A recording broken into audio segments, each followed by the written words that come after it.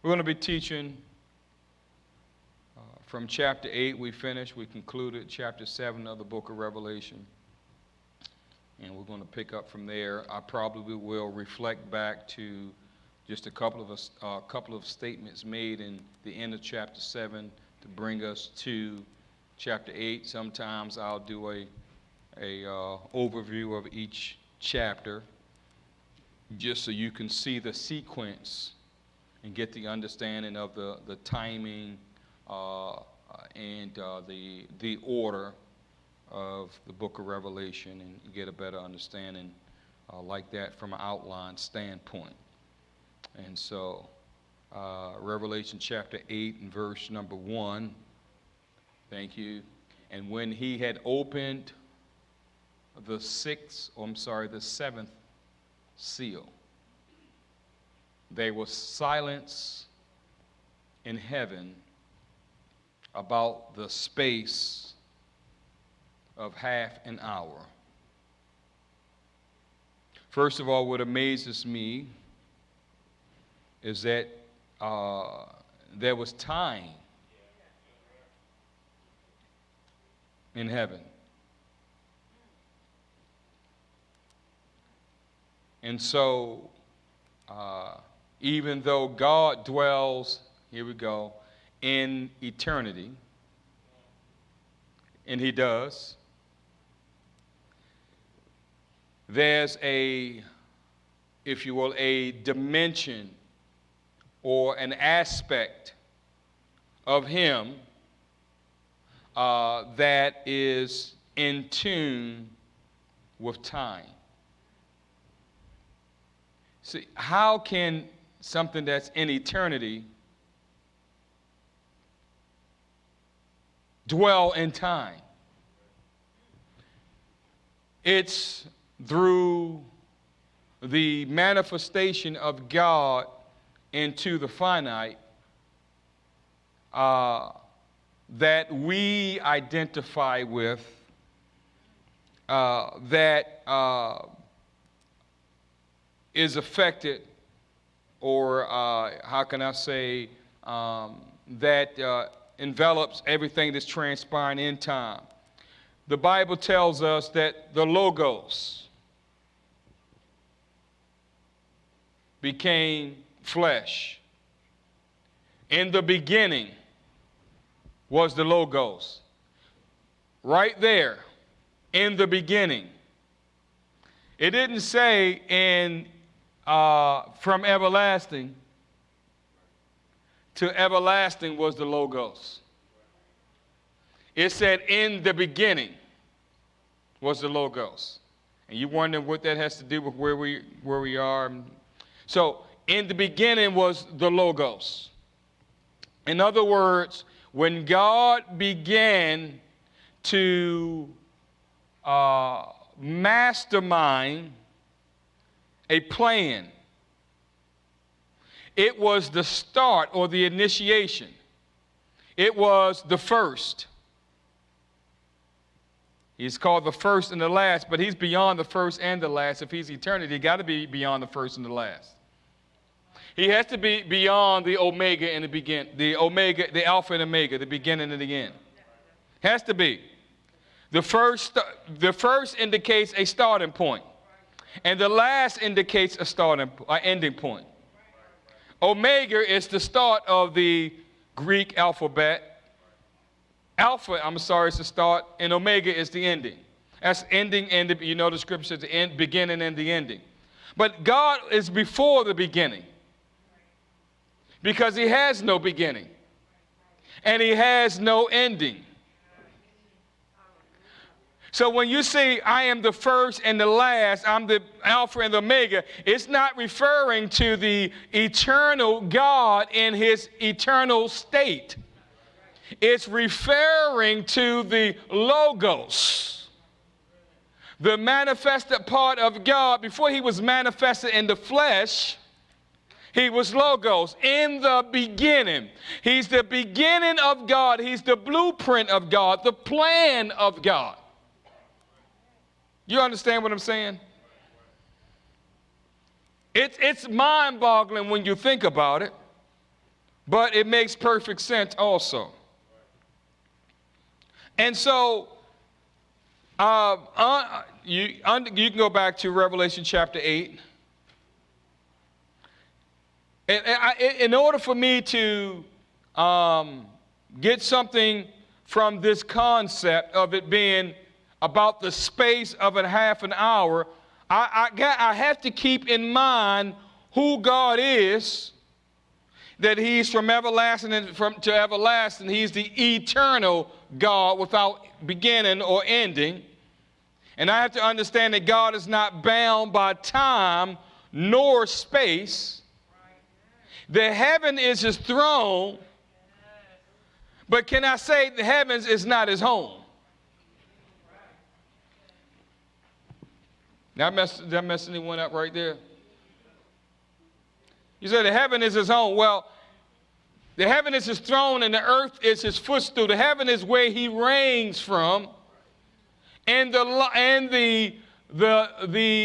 life or existence of everything that exists.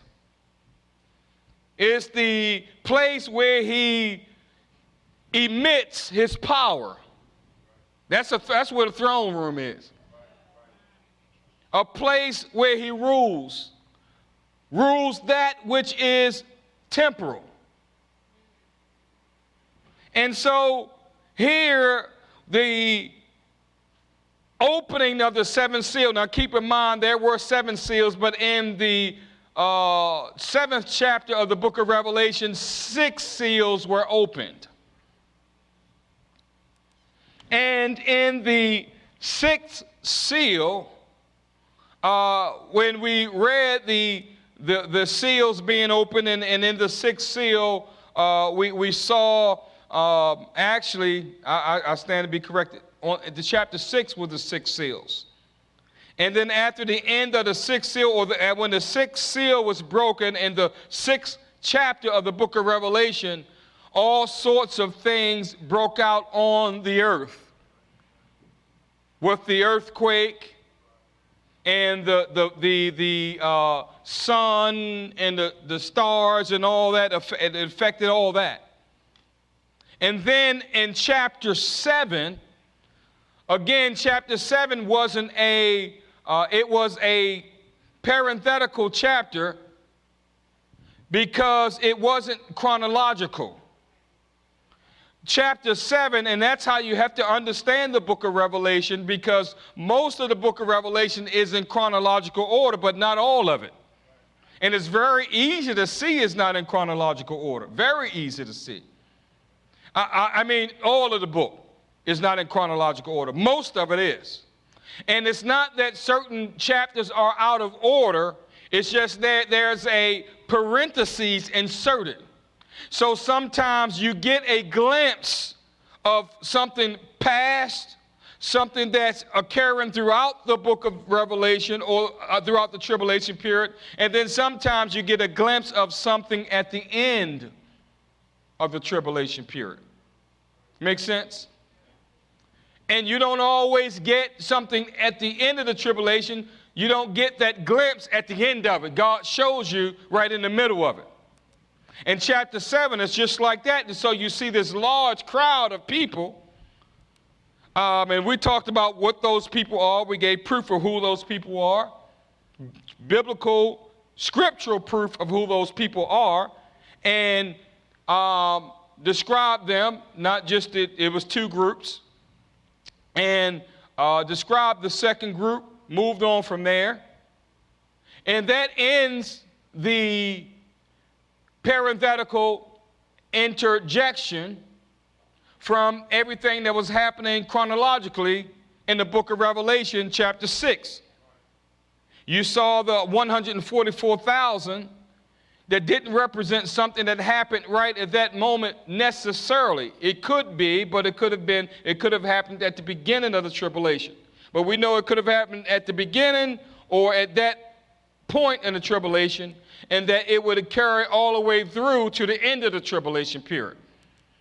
Amen. So we were seeing something that would transpire and that would happen and occur through the end of the tribulation period. Then he picks up and like he goes back to the point that he left off. And so in chapter 7, there's an insertion. Insertion, is that the right word? Inserted. Insertion, is that it? Yeah.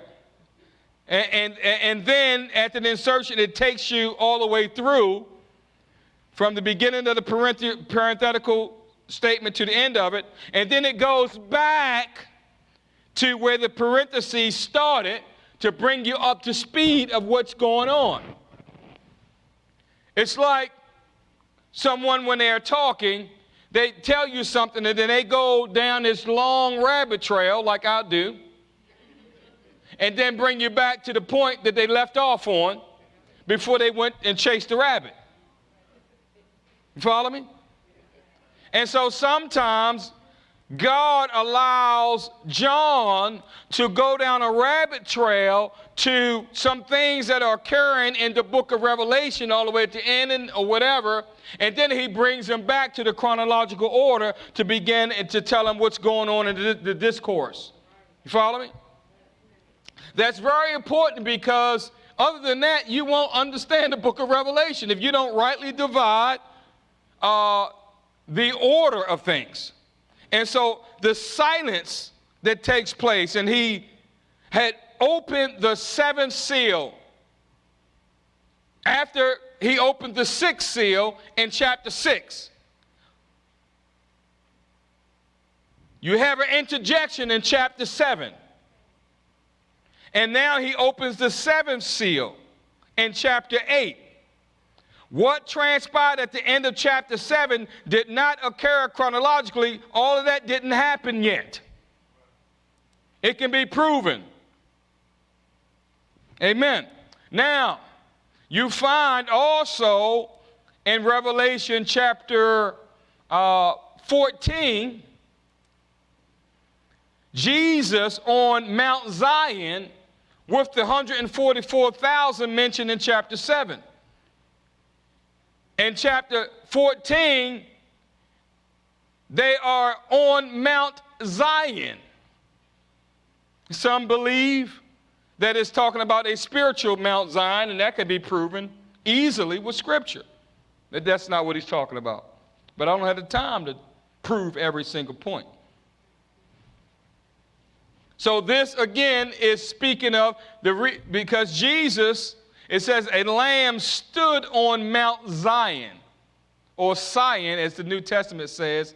Now, when we look at the Scripture, we see the lamb where he is in heaven in every other area. He's in heaven in every other Scripture in the book of Revelation at the throne. All the way in all throughout chapter 5 and chapter 6, the Lamb is on the throne. And so, and he's still on the throne. And he doesn't go somewhere else. He's in the temple, on the throne. He doesn't go anywhere else until he comes back. And so here he's back on Mount Zion, as the Bible says, that at the beginning of the millennial period, he's going to stand, his feet will stand on the mount. He's going to stand on the Mount of Olive, and he's going to stand on Mount Zion, or it's really Zion, but. So now, we go back to chapter 8. Again, I'm just trying to show how it's picking up from chapter 6 in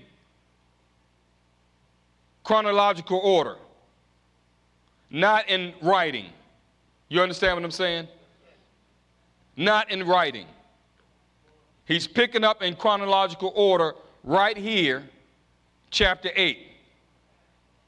And now he opened the seventh seal, and there was silence in heaven for about a half an hour.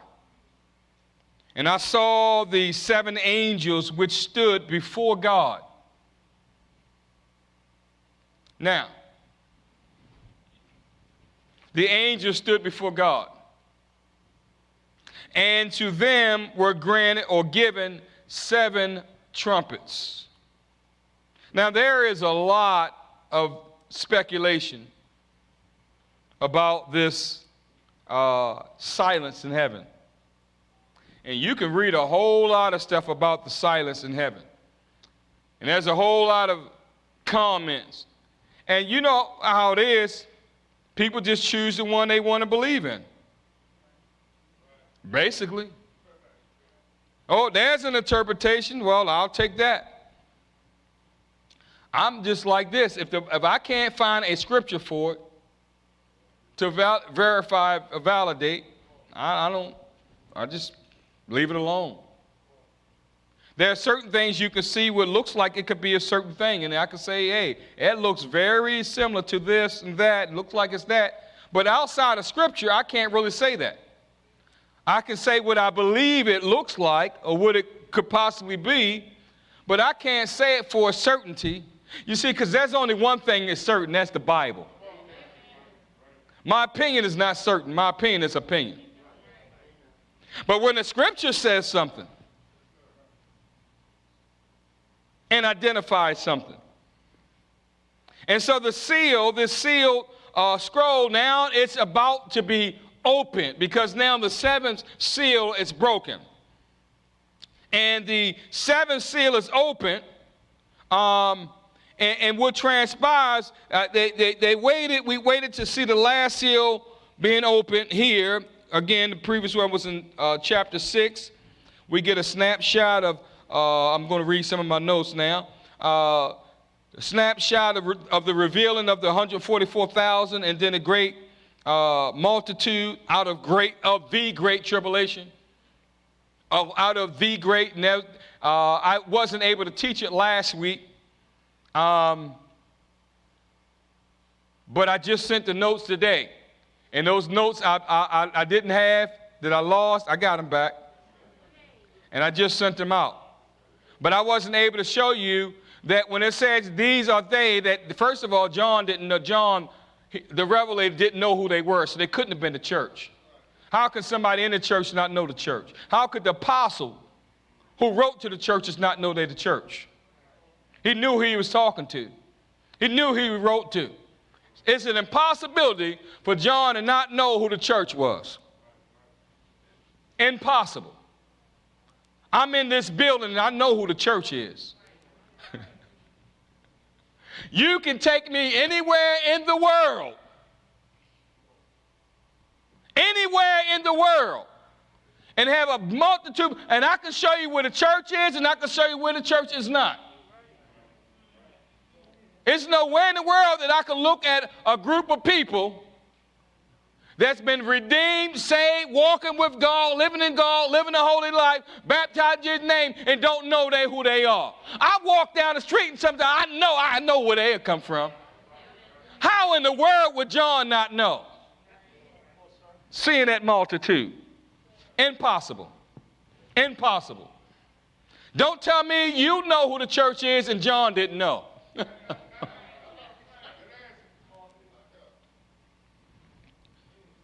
I had other reasons why it wasn't the church. Scripture, biblical reasons. Scriptures to indicate that couldn't have been the church. The 144,000 were sealed and protected. 144,000 were protected. He took the time to protect 144,000, didn't take the time to protect his bride, though. Doesn't make sense. Like I said, if I'm going to protect anybody in here, it's going to be my children. I have one child in here. And I'm telling you, if something happens in this place, the first action I have is to not protect myself, but to protect my child and to protect my wife. I'm sorry, everybody else. And if it's a stranger or someone I'm trying to get to know or someone who's trying to get to know me, like those in the book of Revelation trying to get to, I'm not protecting them. I'm protecting my wife and my bride. Don't tell me I'm not going to protect them. And if I can do that, No way. Now these saints, and I believe they're saints. I called them that.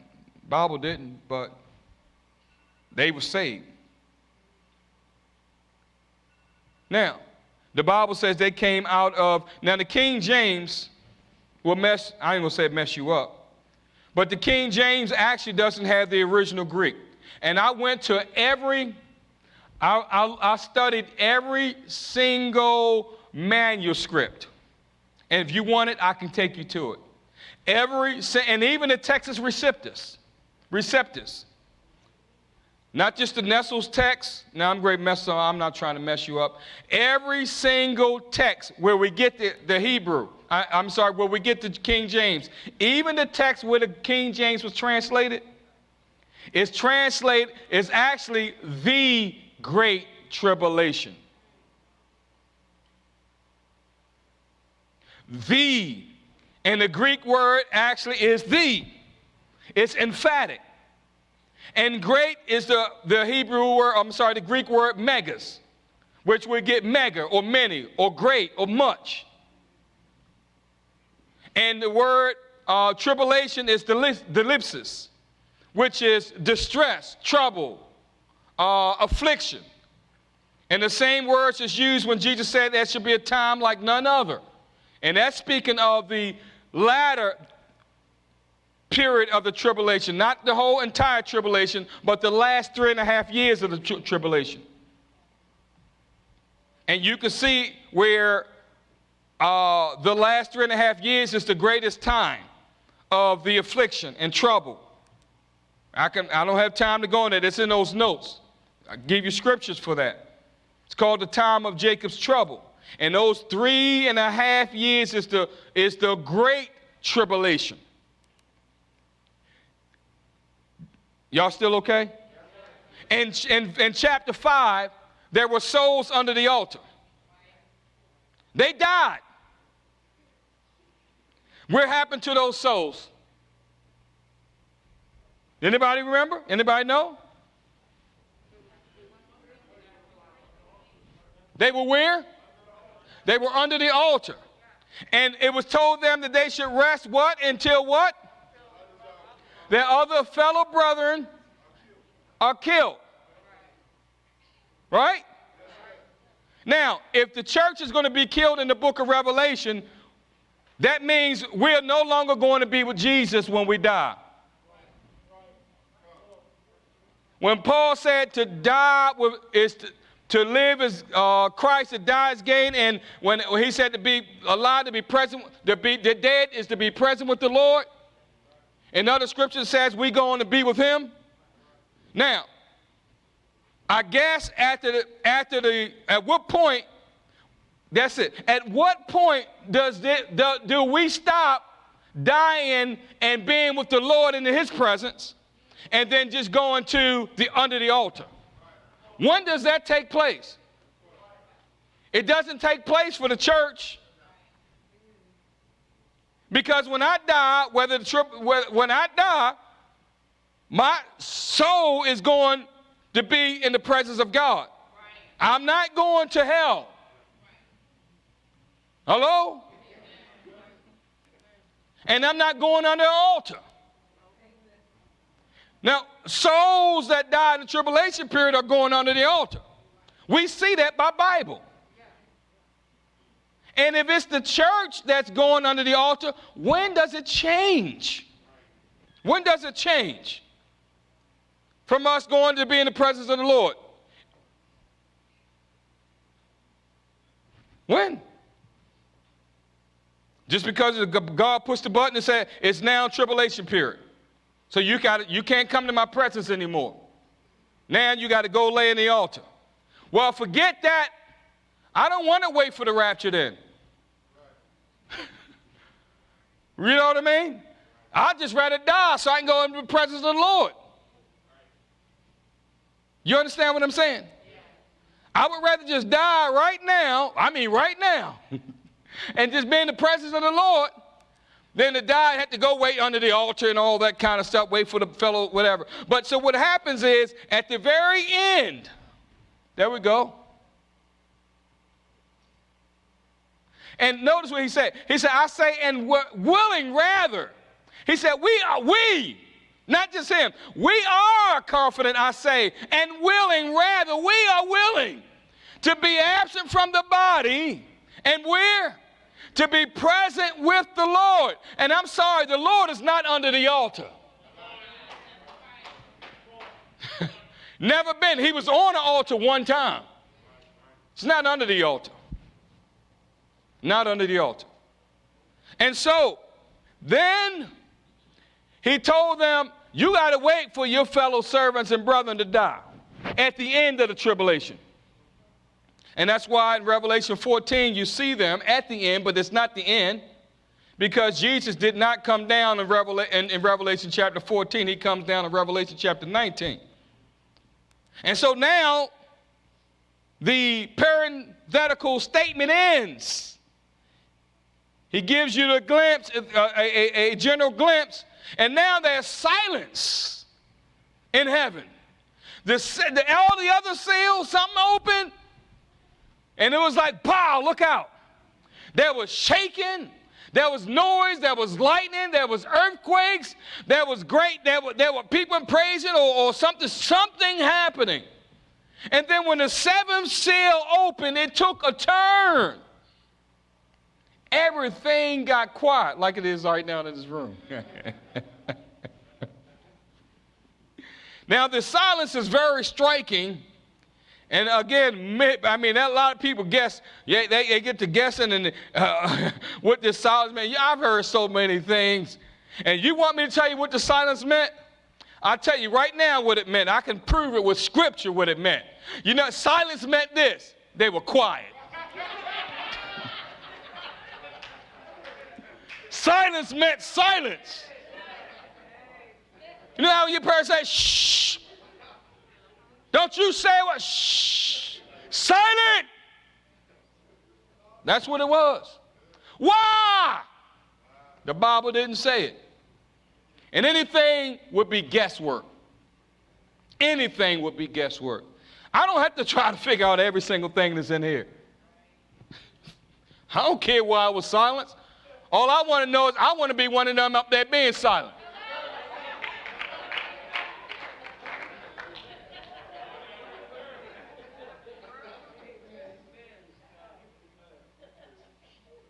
I mean, a half an hour of silence is in the grand scheme of things, that's not long at all, especially when it relates to eternity. But with all that stuff going on in heaven, I mean, there's praise and worship and blessed, you know, and blessing God and all the praise and adoration going before him, people throwing crowns everywhere, right? And I mean, it's going crazy up there, right? I mean, if there's anything, I mean, that's like an oxymoronic say, quiet in heaven? But I mean, it's like all kinds of stuff going on. Angels flying everywhere, seraphims bowing, and cherubims doing this and that, and oh my goodness, and the redeemed saying, coming up with new songs. All this going on, and all of a sudden that seal breaks. And I mean in unison. Boom.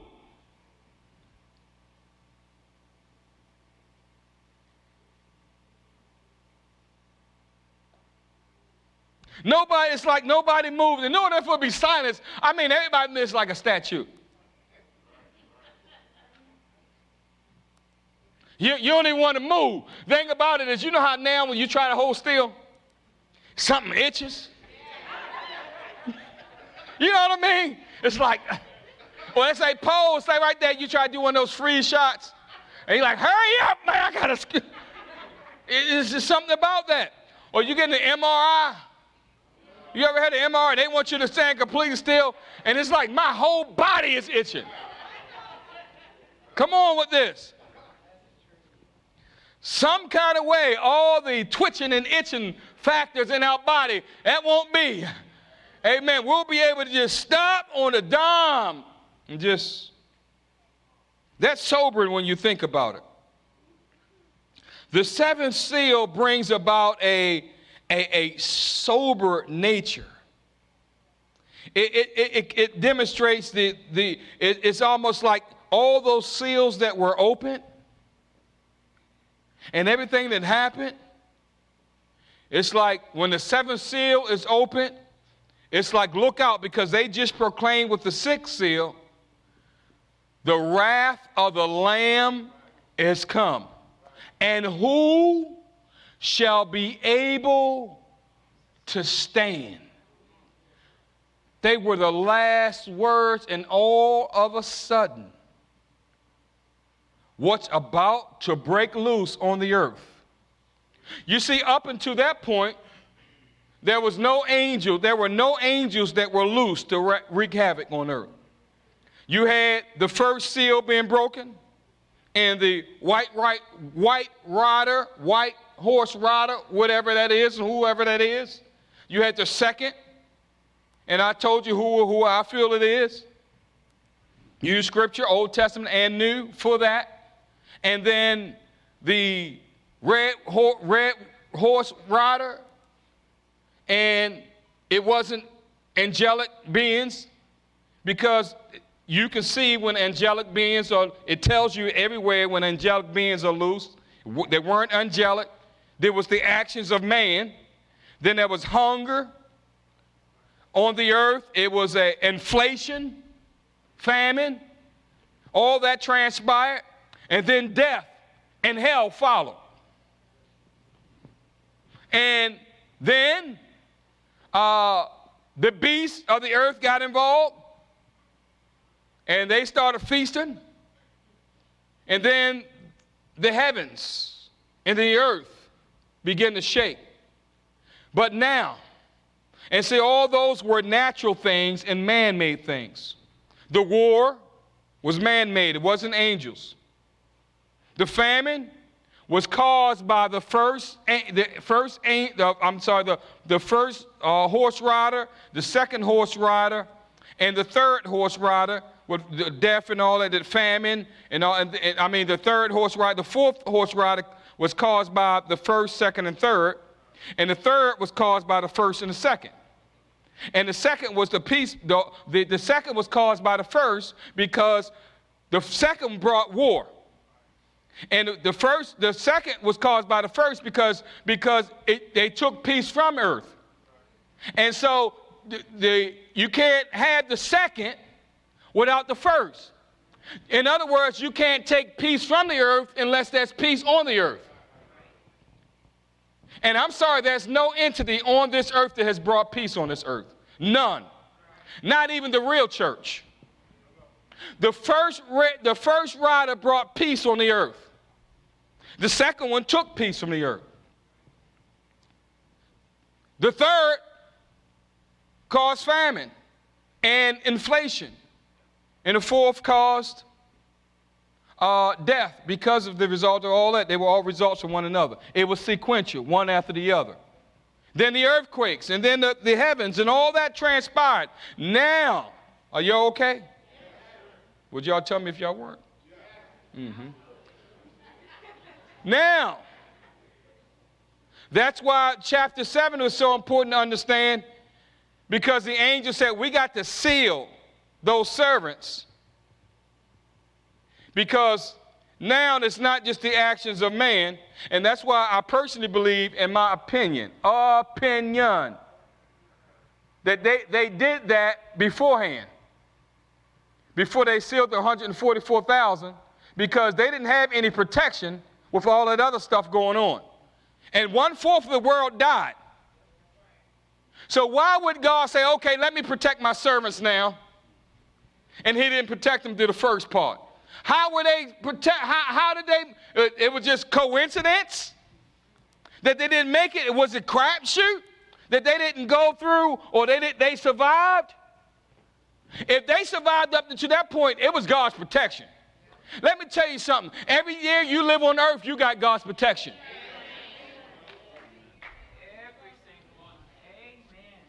So anyway, that's my opinion. Now, it could be that he just happened to protect them right then at that moment. Again, I think it's parenthetical. It's not chronological. And at the beginning of the tribulation, he did that. But he said, let me touch this before the four winds. Before you speak to, he said, angels, before you do anything, before you touch anything, now the angels again are about to get involved. Now, we see the angels. Here we go. And when he had opened the seventh seal, there was silence in about verse 2. I thought we already, right. That's what we covered, the seven trumpets. We read that. And I saw the seven angels. Yep. I saw them. They disappeared. Which stood before God. Now, and to them were given. They didn't have it. They were given seven trumpets. So it's a certain point in time that they are instructed to act or to blow. So they don't walk around with trumpets. Now they were given, next verse. And another angel came and stood at the altar. He was at the altar, having a golden censer, and there was given unto him much incense, that he should offer it with the prayers of all saints upon the golden altar which was before God. He was going to take, here we go, he was going to take the incense, the angel, not man, and he was going to offer it, right? That he should offer it with. The incense weren't the prayers of the people. He was going to offer that with the prayer of all, everybody say all saints upon the altar. Now, we showed in Scripture that all the prayers that people ever prayed, all saints ever prayed at any time, goes up before God, and God keeps them. Every prayer you prayed from the day man was created and had to pray. You say, where are your prayers going? My prayers are not being answered. Your prayers are being stored by God. Oh, hallelujah.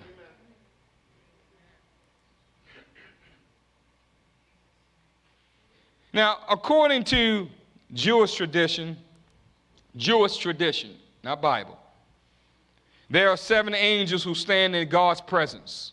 And you can read some of that writing, and they believe there are seven angels that stand. They just stand before God's, or stand in God's presence. And, maybe that's the case based on verse number 2, whatever. Maybe there's a little merit to that. But in the Old Testament, trumpets sounded the alarm for war. And a lot of times it threw the enemy into panic. And so sometimes you would blow the trumpet to call an assembly of God's people together. And now these seven trumpets will sound as God's battle alarm during the Great Tribulation. Now there's judgment. God is sounding an alarm. So what is the blowing of the trumpets?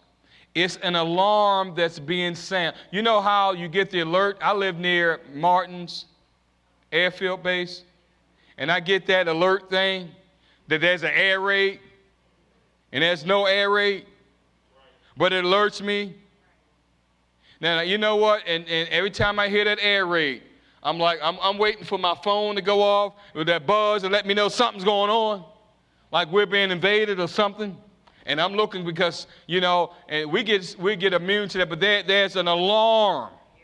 And God is saying this trumpet is sounding because some things are about, there's a raid, and some things that are about to take place. Now,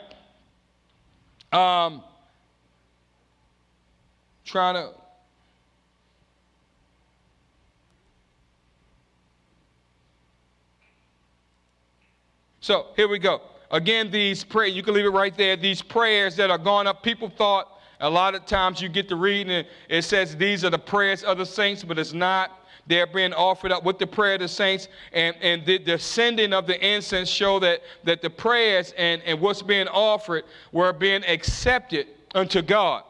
Now, the angel, verse number 4, just turn to verse number 4. I'm going to keep reading.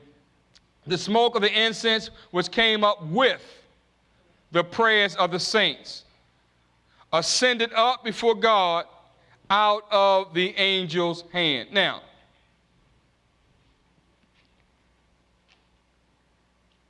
I don't want to get too bogged down with this.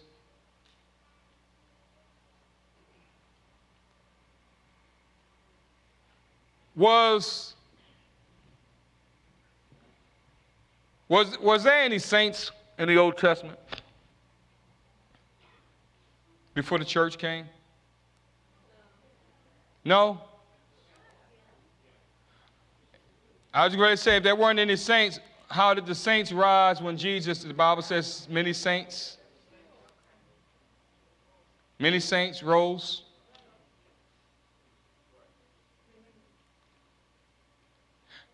We can't become like Elijah. I'm the only one left. Sorry, Elijah, there's 7,000. See, when you think, when we think we're the ones who's doing it, Elijah's like, I'm the only one doing your will. I'm like, you know what? You can't do my will unless I give you the ability to do it.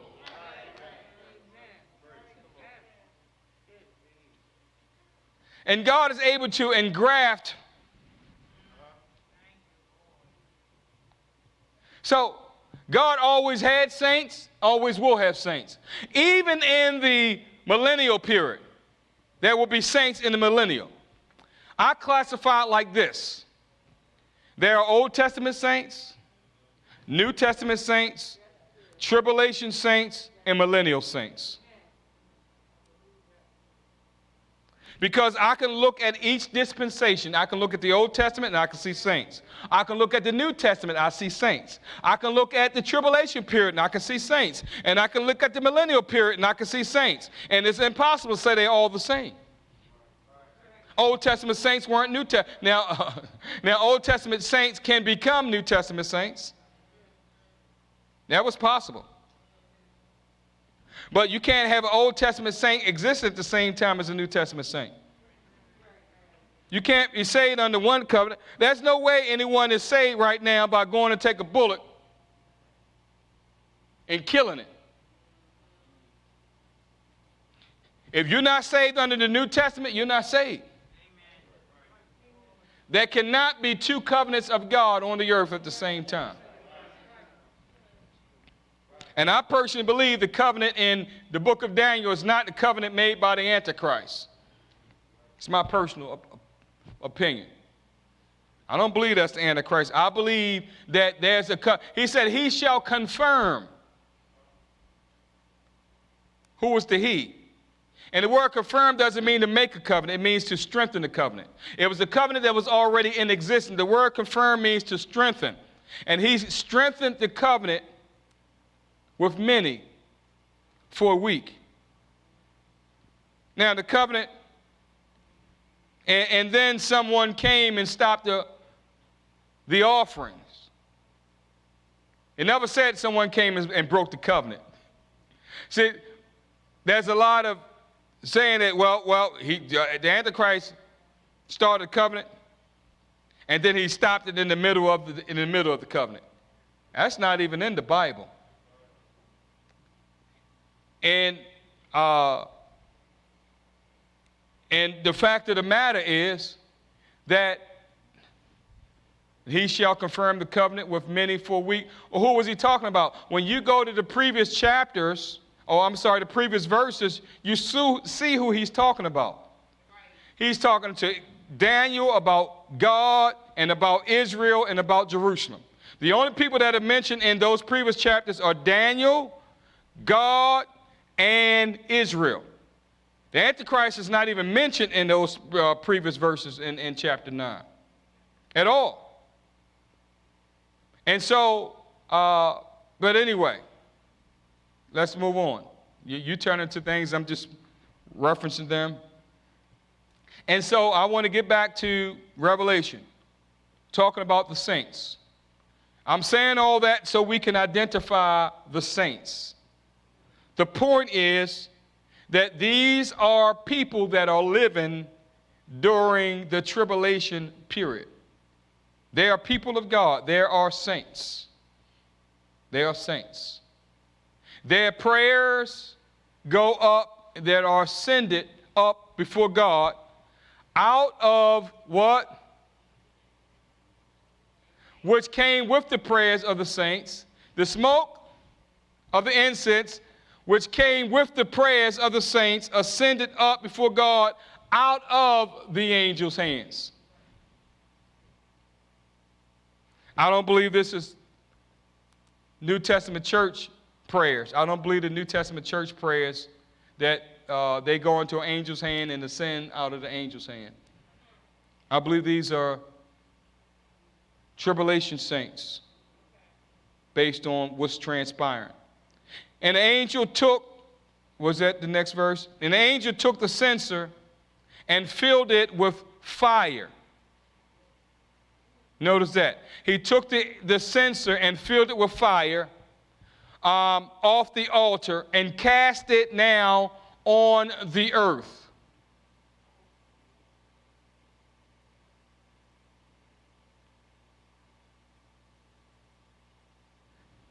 So now the angel that was the angels that were told not to touch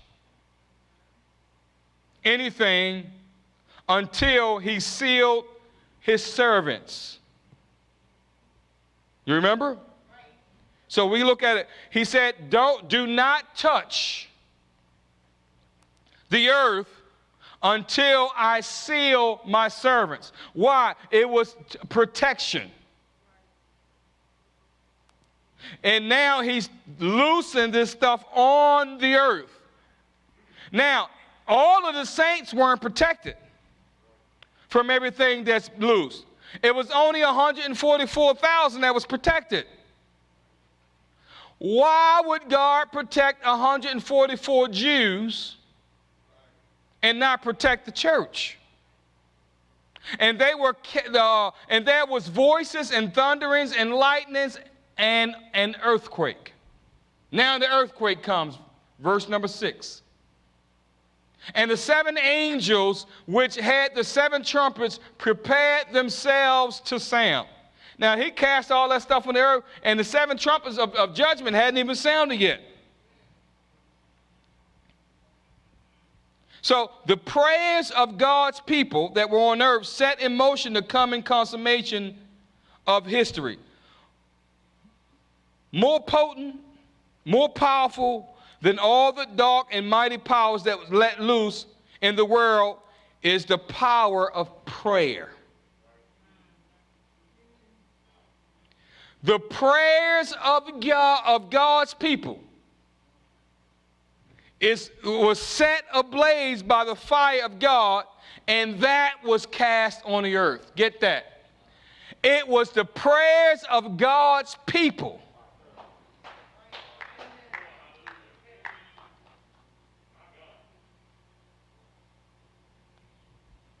So I said, look out what you pray for, you just might get it.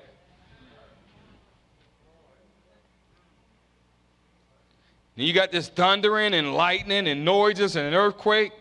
And then the angels who had the 7 trumpets, now they're about to sound. We waited for the 7 seals to be opened and saw them loose one by one. And when the 7th seal was finally loose, there was silence. The end did not immediately come, but it set in motion 7 trumpets that would sound upon the earth. And so now let's get into these trumpets. The first sound, and the first trumpet that sounded, there followed hail and fire mingled with blood, and they were cast upon the earth. And the third part of the trees were burnt up, and the third, and all green grass was burnt up.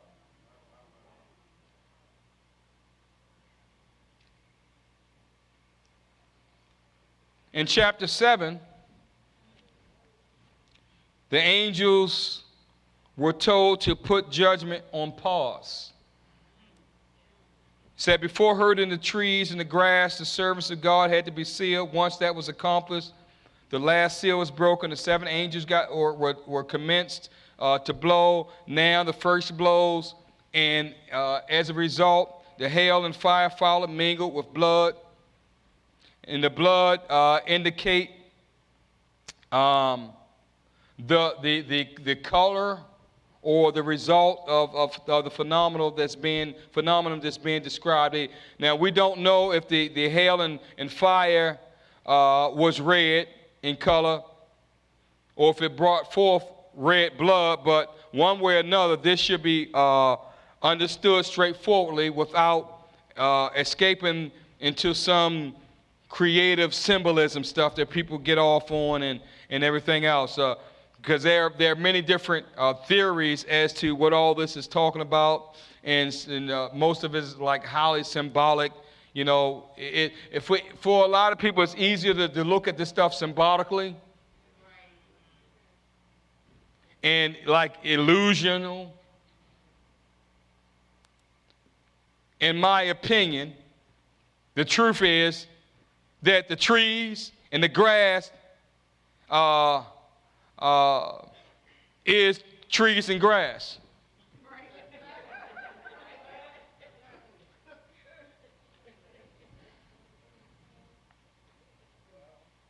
Period. If we believe these plagues happen literally in Egypt, why so hard to believe this stuff is literal?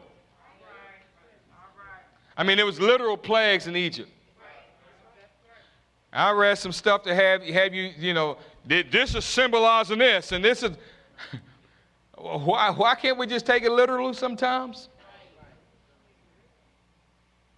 You know, I know it really wasn't really Pharaoh on the throne. It was allegory. The king that was on the throne, it wasn't really a man. It represented a system of things. No, it was a man. When Moses came and said, let my people go, he talked to a literal man that sat on a literal throne, and literal judgment came, literal plagues came, and guess what? That fields burnt up.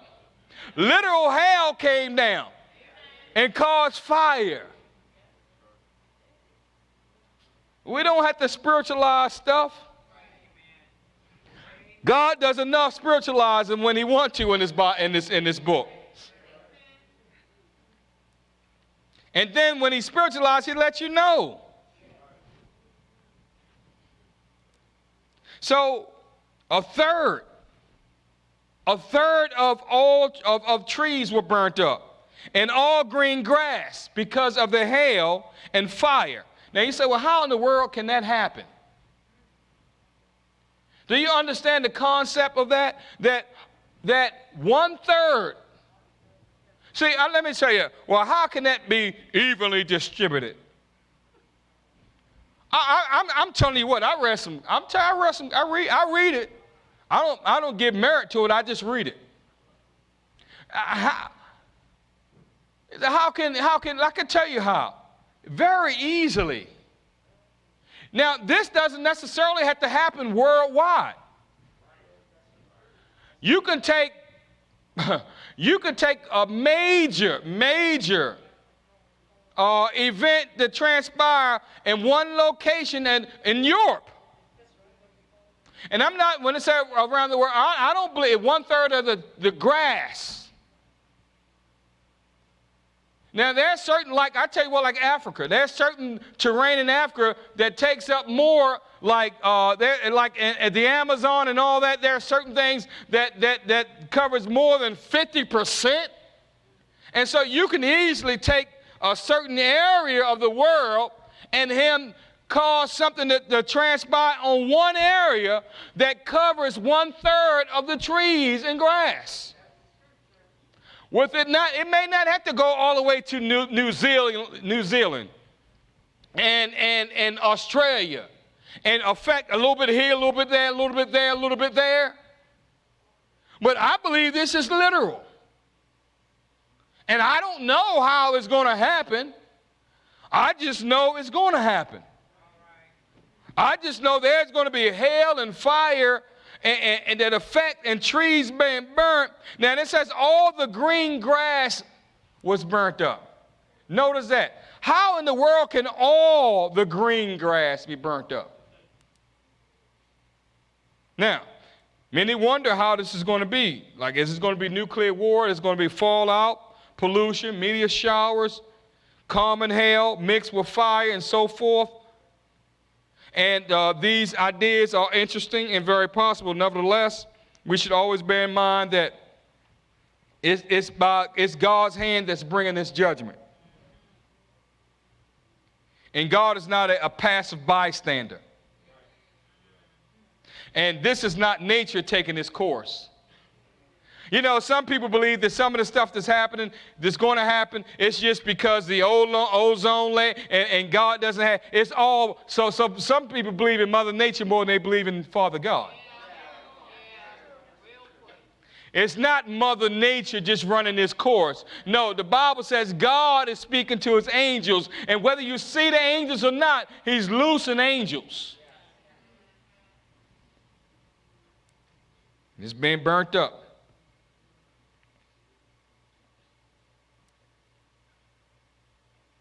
God can use whatever he chooses to use to bring judgment. The thing is that people on earth are going to know that this is God and not natural disaster. Revelation 16:9, Revelation 16:11, and Revelation 19:19. If you want to pop them up real quick, let them see. I'm going to keep going. But Revelation 16:9, actually Revelation chapter 6, at the end of chapter 6, let us know people know this is God. They blasphemed God, which had power over these plagues. And they repented not to give him glory. So even though people know this is from God, they didn't repent.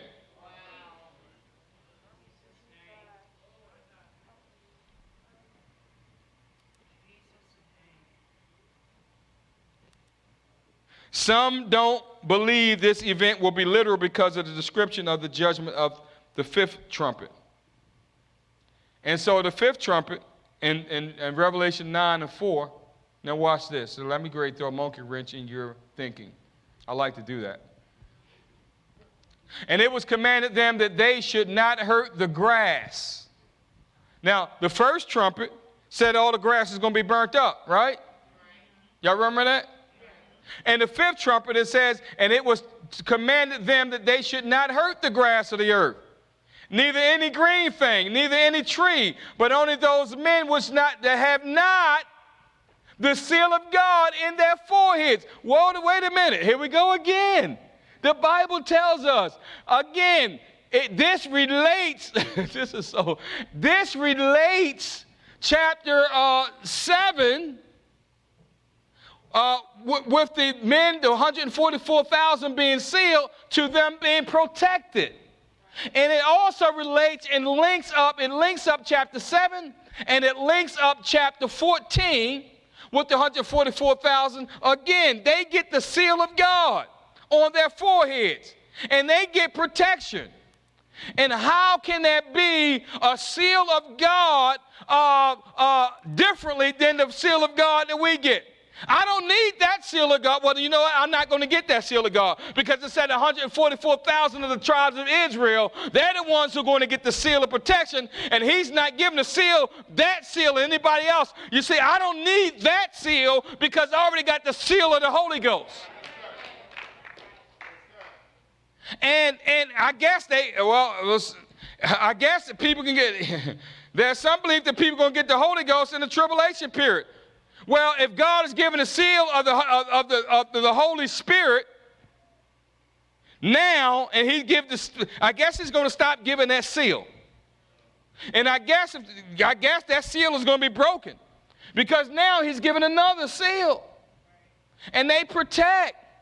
But you say, well, how in the world can he give, can he tell this angel, don't hurt the grass in the fifth seal, if in the first seal, the grass was all burnt up? Think about it. Because I thought about it. Well, I found out really quickly how this happens. Since some people believe the Bible is contradictory. It's not contradictory. All the grass will be burnt up from the first trumpet. You say, how that's going to happen? All the earth. I don't know. See, some people say, well, maybe it's a fallout that transpires. Well, it must have to be a fallout on all the earth for all the green grass to burn up everywhere. So I don't. So the people trick me. Let me see. This God that created the stars, the moon, the earth, caused a flood. He caused a flood to only come on part of the earth, didn't he? Now, if he's able to cause a flood to come on part of all the earth, he can burn up all the green grass.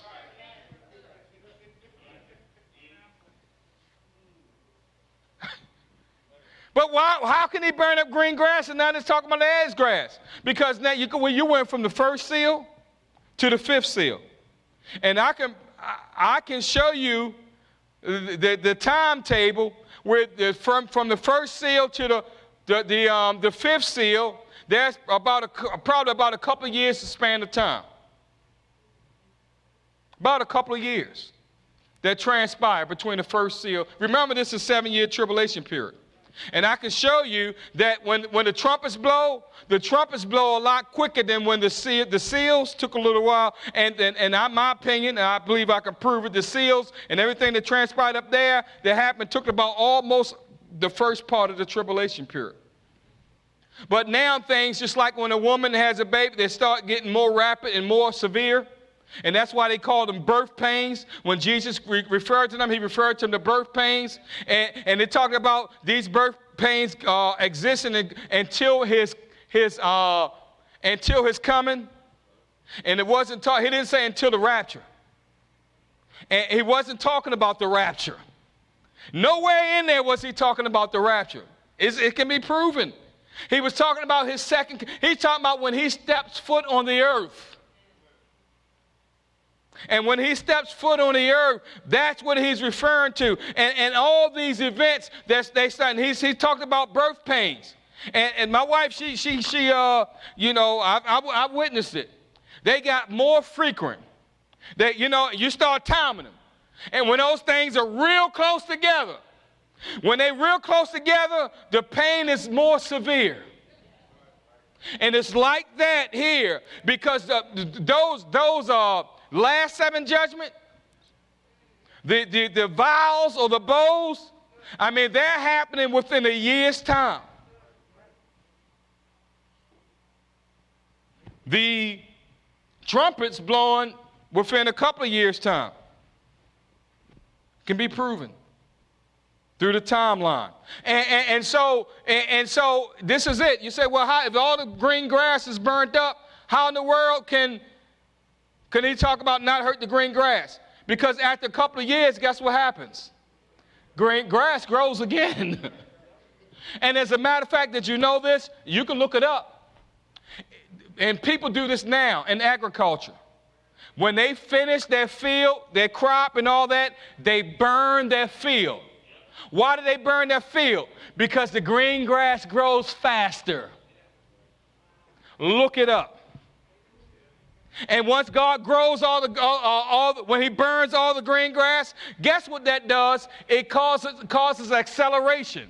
And because of the acceleration, grass will grow faster by burning. Look it up. They do this today in agriculture. They burn their fields to speed up the process for growing. And so after a couple of years' time, you're going to have green grass again. It's that simple. Again, there's no contradiction in the Bible. None. Oh, praise God. Anyway, that's all free. That's the first clap I got in years. I got to preach on the book of Revelation, burning grass and...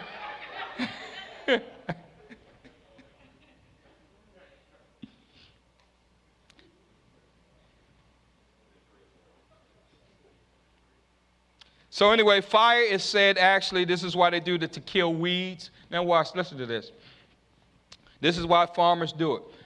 In agriculture, fire is said to kill weeds, pests, crabgrass, and all those type of things, which helps the grass grow quicker and stronger. So we don't know how much time between the first trumpet and the fifth trumpet. Many believe there's about 3 years between the first seal and the sixth seal. I said many believe that. It's my opinion. I'm not, again, can y'all hear opinion? You can look at the timeline and say, whatever, but whatever. It's easy to see a year passing between the first, at least, that is, a year between the first and they do this just for a year. They do it for the next crop. They burn the field. You can go right now and see certain places. They burn it. Everything else is existing, everything else, they burn it, and then guess what happens? It produces the very next year, and those crops come up nice and strong. So, here we go.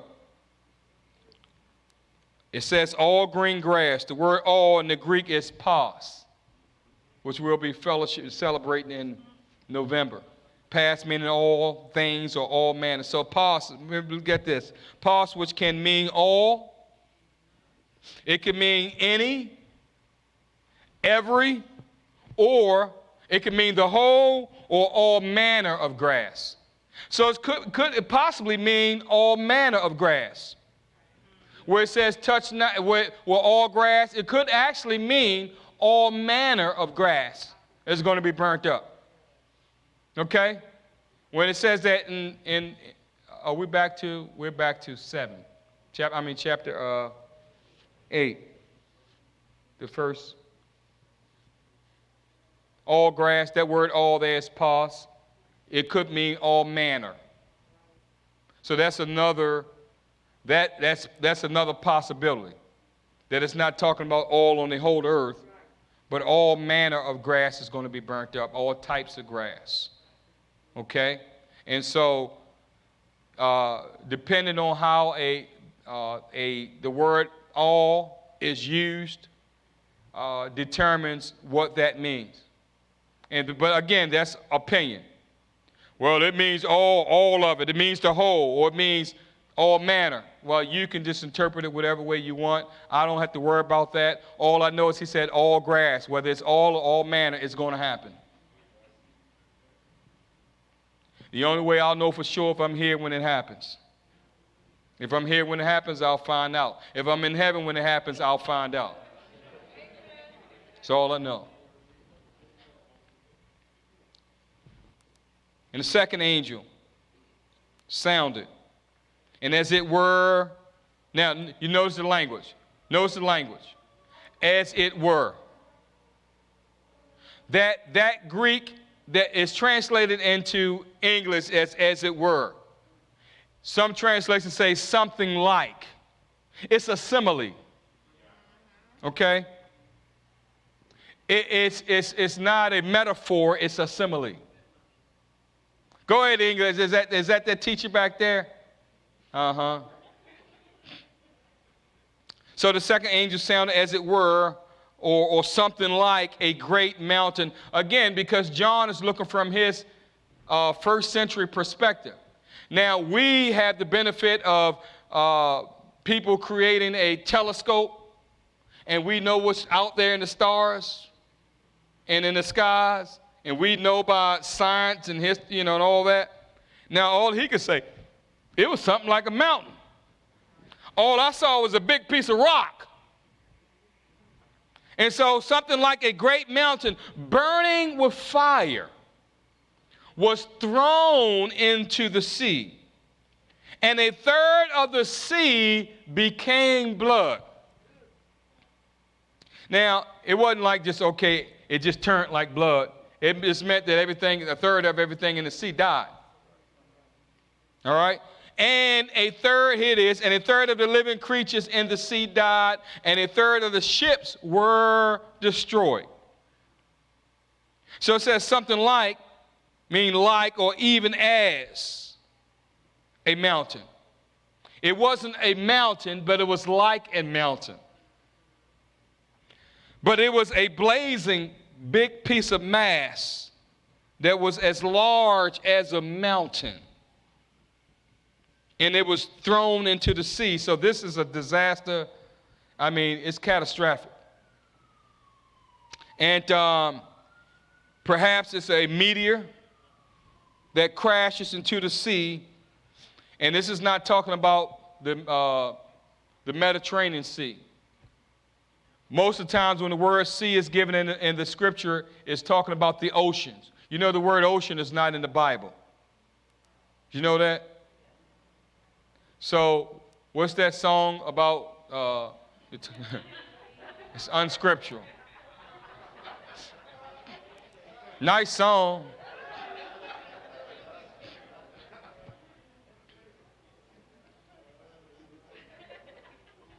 Now, Jesus walked on the sea and not the ocean sea, though. But this is not the Mediterranean Sea or he walked on, what's that? The Sea of Galilee. It's not talking about the Sea of Galilee. This is talking about the ocean. And a third of the parts of the sea, meaning the oceans, became blood. This is a major ecological upheaval and disaster. 1/3 of the living creatures in the sea died. I mean, that's a lot of creatures in the sea. Now, I'm telling you, the sea is massive. Do you know how massive the oceans are? The sea, and he said 1/3. Now, you know when they talk about a meteorite? That's nothing compared to a meteor. A meteorite is only a chunk. But you're talking about a big meteor or asteroid. You're talking about something so huge and gigantic that comes, and if that thing hits the sea, any big major part of the ocean, and you're talking about tidal, you're talking about tsunami, they're going to have to come up with a new word.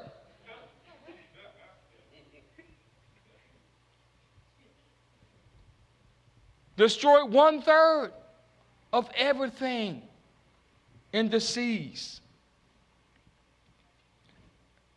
And then I'm trying to skip some of them. More than likely, I'm skipping that. I just told you what that was. Like I said, it could be a meteor or an asteroid hitting one of the major oceans. Something of this magnitude could easily cause major devastation, including massive tidal waves, tsunamis, earthquakes, and the likes mankind has never witnessed. You're talking a catastrophe that has never been recorded other than the flood. This is how devastating and severe this is going to be. Now, it's going to be even greater than the fourth seal. Now, the fourth seal brought about, remember, 1/4 of mankind dying. Now, this isn't talking about man here, though, but it says 1/4 or 1/3 of the ships destroyed. Now, if 1/3 of the ships are destroyed, then it's not 1/3 of the population. Then it says 1/3 of everything that's in the sea. But the creatures that's in the sea. It's not talking about man. But those who are on these ships, it's mankind. So there's a lot of people that's going to be destroyed and a lot of sea life. Can you imagine what that's going to do and how that will affect the economy of things? That's going to make a major impact on the food industry.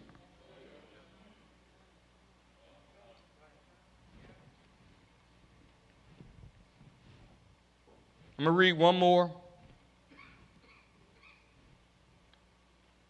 Next verse. And the third angel sounded, and there fell a great star from heaven. Now before, it was a burning, like a burning mountain, right? And now he differentiated this and said it's a great, he said, and there fell. It wasn't like. Notice the difference. You see that? Now he's not using simile. He's saying there was a great star that fell from heaven, burning as it were a lamp. So it was burning, but it was burning like a lamp that burns. So it was like a ball of fire. And only lamps, they didn't have lamps like we have nowadays like that. So what he was saying, that it was burning like a lamp. The only type of lamps they had were fires. And so it was burning just like the lamps that they carried, and it fell upon the third part of the rivers and upon the fountains or the fresh waters. So at first it affected the salt water, the sea water. Now this is saying this is going to affect fresh water.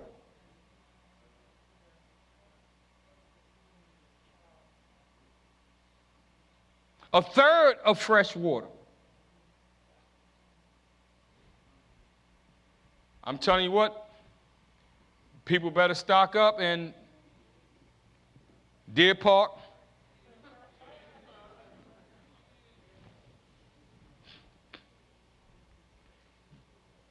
next verse, as I'm closing. You don't have to, you can put on closing music with it. It's not, maybe they want to come up to the altar on this, maybe, I don't know. But you can go ahead and play. Since we're in Revelation, play some time.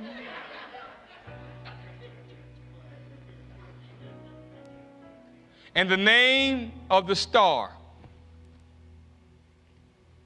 I'm going to talk about this for a couple of minutes probably. So you got a couple of minutes worth of. And the name of the star is called wormwood.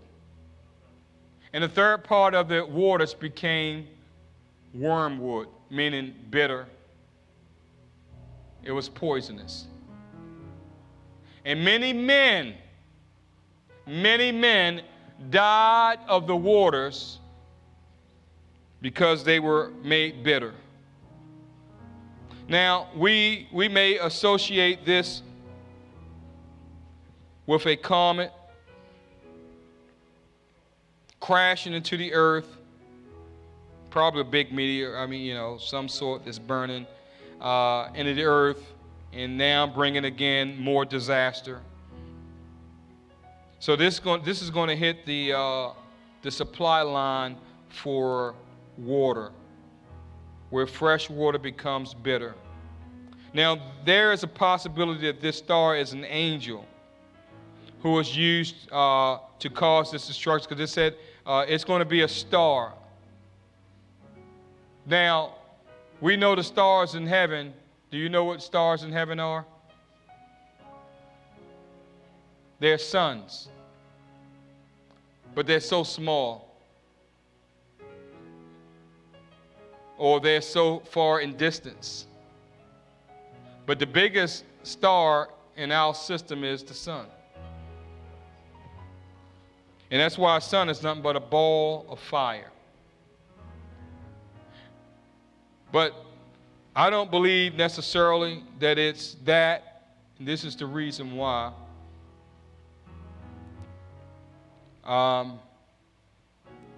That's a possibility. This star from heaven, burning as it was like a fire, and it could be either way. Some believe it's an angel. based on Job chapter 38 and verse 7. Job 38 and 7. You can put that on the script on the screen for me, please. When the morning stars, talking about angels, sang together, and all the sons of God shouted for joy, talking about when God created so the heavens, and so the angels, the morning stars, sang. If you go to Revelation 9, verse 1 and 2 again, I'm using scripture. And the fifth angel sounded, and I saw a star fall from heaven into the earth, and to him was given the key of the bottomless pit. Now, if that star that fell was a sun, why was the sun given the key to the bottomless pit? There had to be an angel. And I know it was because I got a scripture, but I'm not teaching that today. And then Revelation chapter 12, verse 4. Again, 12:4. Just so you can see this. And his tail, talking about the dragon, threw a third part of the stars of heaven.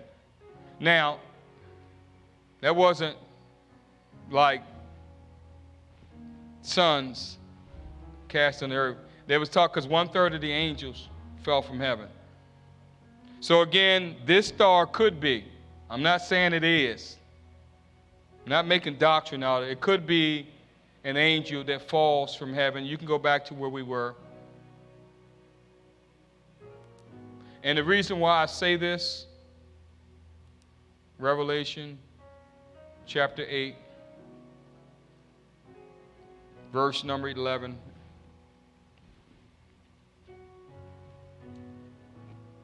The reason why I say this could possibly be an angel, that type of star, for two reasons. Well, first of all, it's given a name. And secondly, it affected a third part of the waters. Now, I don't know how one meteor is going to hit some part on earth that affects the third part of, because waters all come, you don't understand how it works. Fresh water comes from certain mountains, and then it runs down and forms, and then form rivers. And that's what this was. If you look at verse 9 and 10, talking about rivers and fountains of waters. And I don't know how one central star, unless it goes to a place where that supplies 1/3 of the water to earth. And I'm not into that. I don't know. Maybe there is a place on earth physically and geologically, or geographically, I should say, and geologically, that is, that affects 1/3 of fresh water. Maybe there is. In order for this to be a star like the sun, it would have to be a place on earth that can affect one spot, to affect, you know what I'm saying? To be that big to affect a local area. Now, if it's an angel can be given power to fall from heaven like Satan fell. Jesus said of Satan, I beheld Satan as a lightning fall from heaven. And we know the stars fell from heaven 1/3. But an angel could be responsible and have permission to affect 1/3 of the waters and earth, just like the star called Satan was given permission to cast out 1/3 of the angels. Now, so whatever way it happens, and you can believe what you want. I don't really care. I don't know what it is. I'm telling you the way I'm leaning, based on what I just showed you and just spoke of. But it doesn't really matter. It's just, all I know is it's going to happen. And so whether you believe it's a star or an angel that are called stars, or you can make something else up. Maybe you want to say it's an alien, E.T. and his boys. It doesn't matter. And so, and these waters become bitter, wormwood, and they die. Now, I've read, and I'm closing, really closing. There's a very popular prophecy teacher. And I've read this stuff. I used to actually enjoy reading it, and I read it now for just to see what they're saying and everything else. And I don't just go grabbing anything and making it mine, though. I don't care where it comes from. So, but they say that the wormwood, the star already fell. And they say, what's it, Chernobyl? Is that how you pronounce it? Chernobyl, yeah. It's over in Russia. They said that was the wormwood. I'm serious. And I don't remember it destroying 1/3 of the water. And I don't remember. I know some people died, but not many like that. I don't remember 1/3 of water was messed up because of what is it called again? Chernobyl, over in Russia. And there, I mean, he's prominent. They believe this trumpet, and that was years ago. And a lot of people are grabbing a hold of that. I don't believe the trumpet sounded.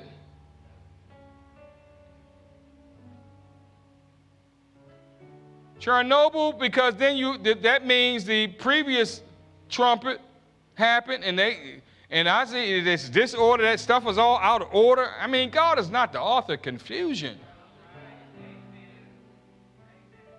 All over the place. Now, if he's right, fine, so be it. I'm still going to heaven. But I'm not going confused, that's for sure. I may be wrong, but I'm not confused. I'm willing to be wrong. So, we see that the waters become undrinkable, people die. We see all that. And I'm going to stop right there. That's the third trumpet. And the fourth trumpet, I could have gotten through with the fourth trumpet. There's only one more trumpet before in this chapter. As a matter of fact, since there's only one other trumpet, I'm just going to do that real. Y'all, can I do that real quick? It's one trumpet. Come on now, y'all okay to 8:30?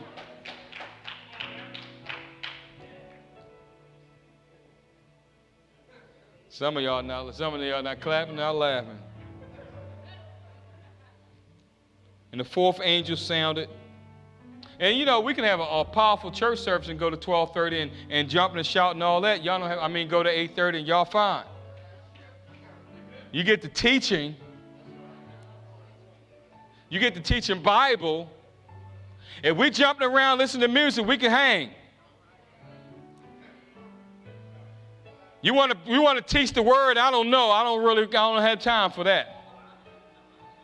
What are we supposed to do anyway in church? Just sing?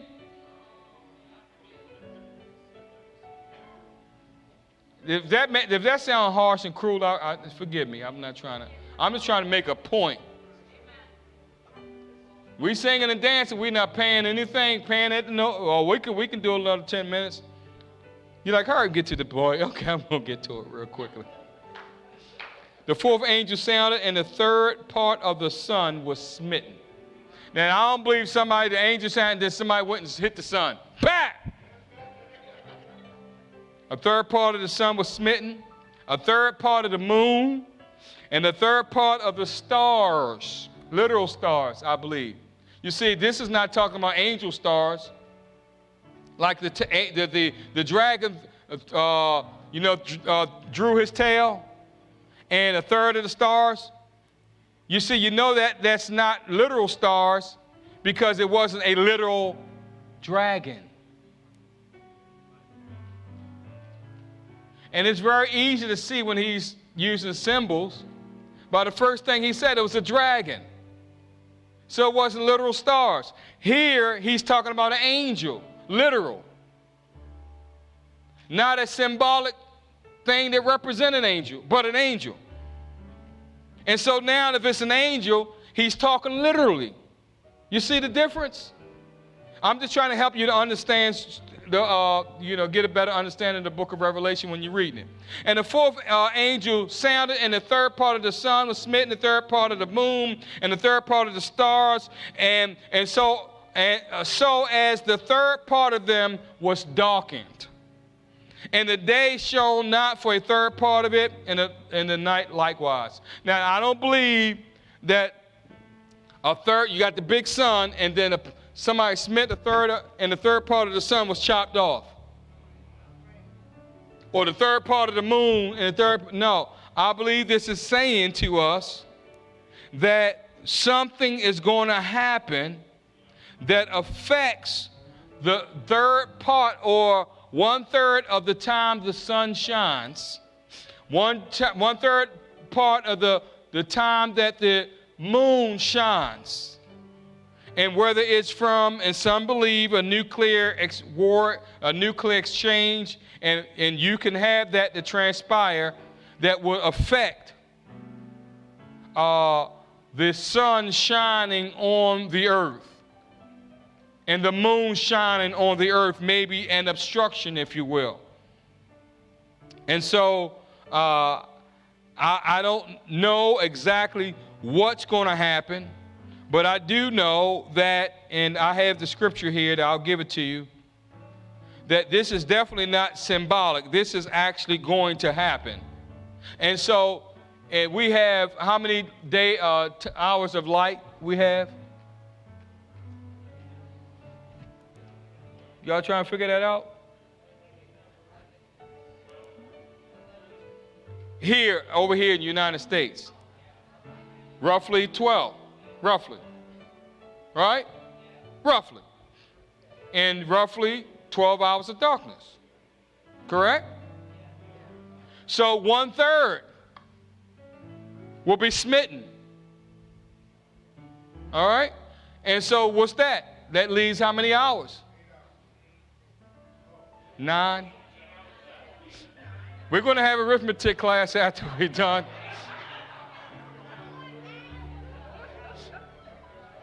One-third. Not 1/4, 1/3.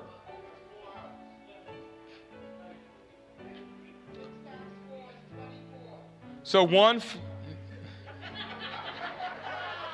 thank you. She went from being an English teacher to a math teacher all in one session. So 12 hours. So you're looking at 1/3 of 12 hours, right? So yeah, that's 4 hours. So that's right. Right?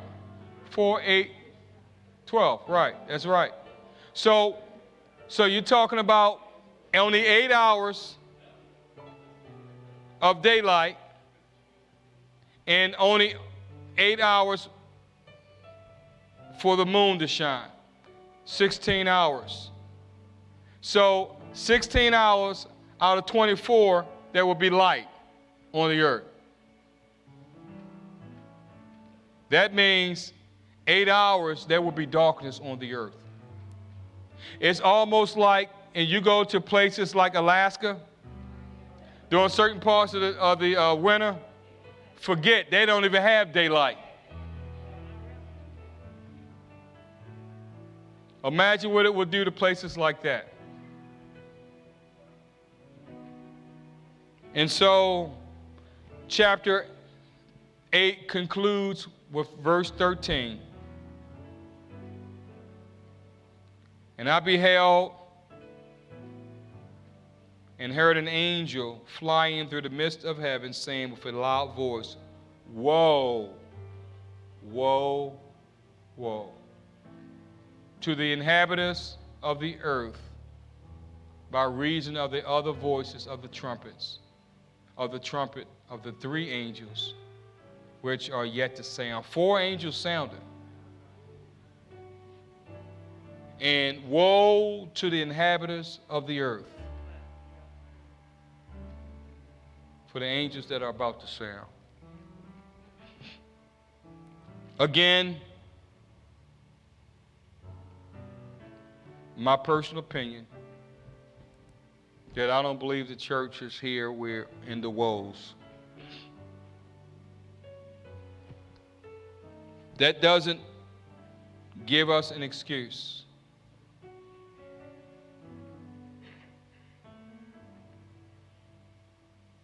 Woe to the inhabitants of the earth.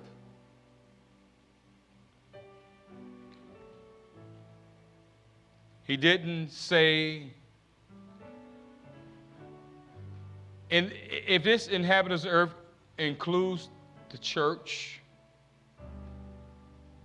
the way the language is written,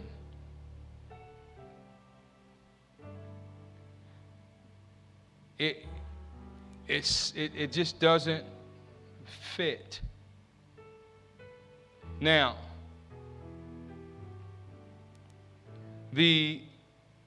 those that inhabit the earth, it is saying great judgment is coming.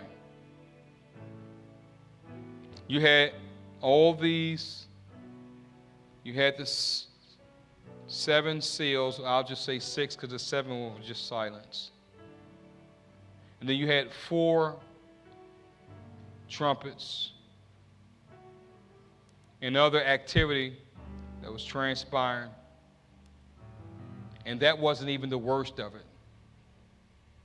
It's about to transpire on the earth.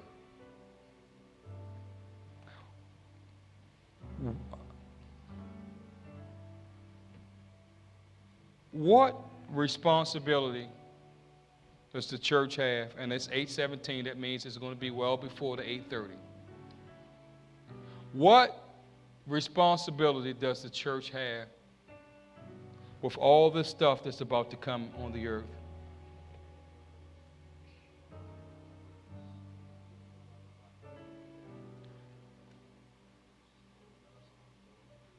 Let me tell you something. This building this morning,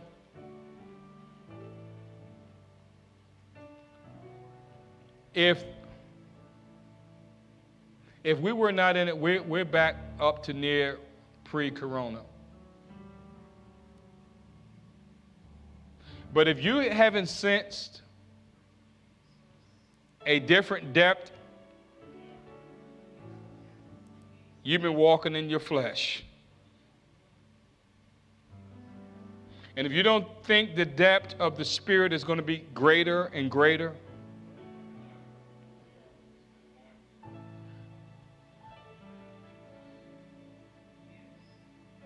in just a little while, this country is going to experience, I'm going to use the right word, events that's going to blow your mind.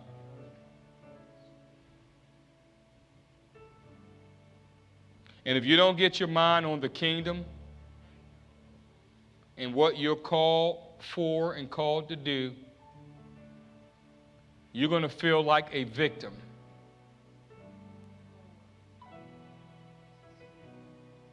I'm not trying to scare you.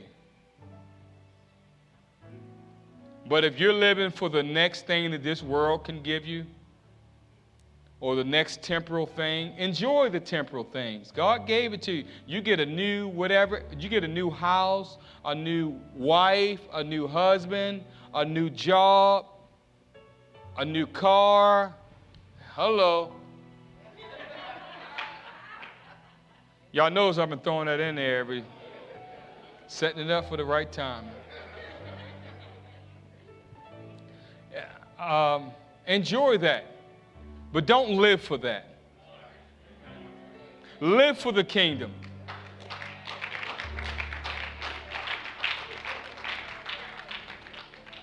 Now, I'm going to tell you, I'm a Bible student. I don't proclaim to know it all, And I'm sure I got some things wrong. It's like I'm sure we all do. But one thing we all can agree upon is this world is a mess.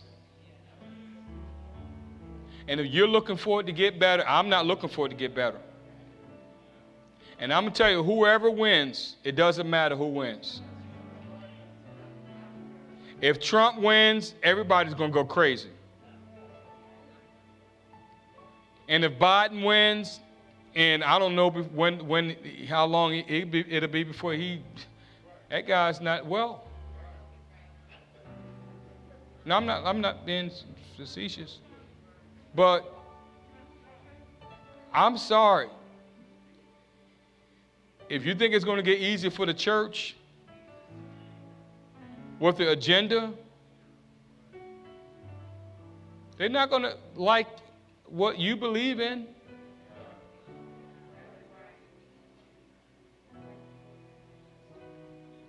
Regardless of which way it goes, folks, 2020 has been a year. And we're waiting for 2021 to just get over, and it's like to get over this 2020 hump.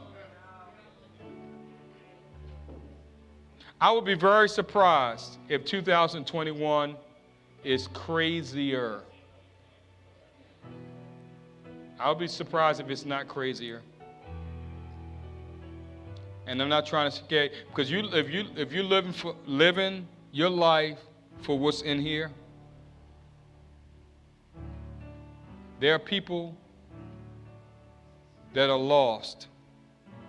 And our responsibility is to bring them the good news. And I'm reading the book of Revelation, but there's good news in the book. There's salvation. There's hope. And everybody that came here, let me tell you something.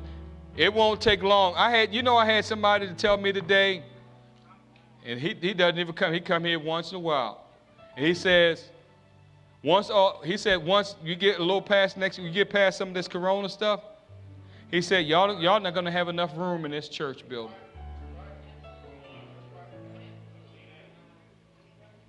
I see Brother Bond say, yeah, that's right. You know, we're going to have enough room in the church. We need that daughter. No, I'm just That's right.